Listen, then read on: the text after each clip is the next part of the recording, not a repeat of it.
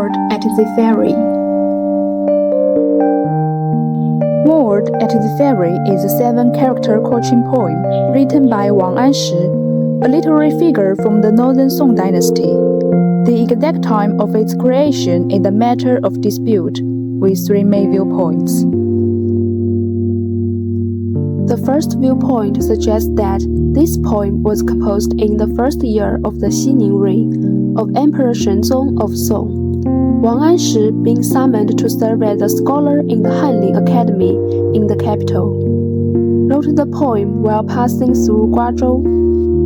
The second viewpoint suggests that this poem was written in the 7th year of the Xi reign, when Wang Anshi was first dismissed from his position as a minister and returning from the capital to Jinling. He wrote the poem during his journey through Guazhou.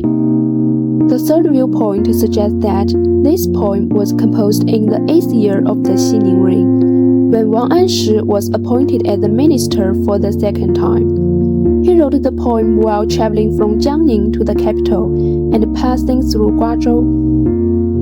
The poem begins with a description of the scenery, employing the technique of analogy and association to create a strong contrast between the proximity in space and the distance in time. The poet expresses emotions and conveys sensations through the use of poetic and scenic imagery.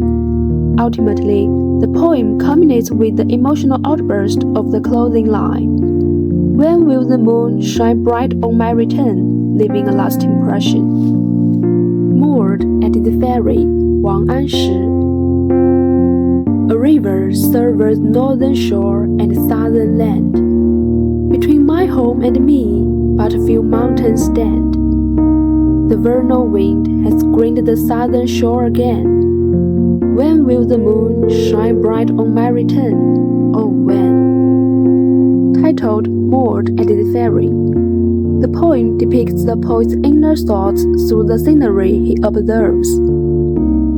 The first line highlights the short distance between Jinkou and Guazhou and the fast boat journey by using the 3 Chinese characters 一水间, conveying a feeling of ease and pleasure. In the second line, the poet looks back at his home, Zhongshan, and uses the 2 Chinese characters 止格 to suggest that, although Zhongshan is nearby, it is blocked by a few mountains, implying that the poet's heart is set on returning home as soon as possible. The third line describes the flourishing scenery of Jiangnan, the south of the Yangtze River, in spring, with the Chinese character Lü being used exceptionally well. Legend has it that Wang Anshi revised the line for more than 10 times to find a perfect Chinese character as the effective verb, ultimately creating a new image of the scenery throughout the poem. This portrays the transformation of the landscape into a vibrant green after being stirred by the spring breeze, converting the invisible breeze into a vivid visual image, symbolizing the poet's deep emotions. The final line uses the interruptive sentence to depict the poet's long gaze. As the red sun sets and the night falls, the scenery across the river gradually disappears in the misty moonlight.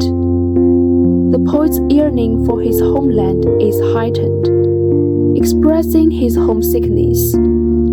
The entire poem not only embodies emotions within the scenery, expressing sentiments through the depiction of landscapes, but also captures the dynamic essence through using green as the verb.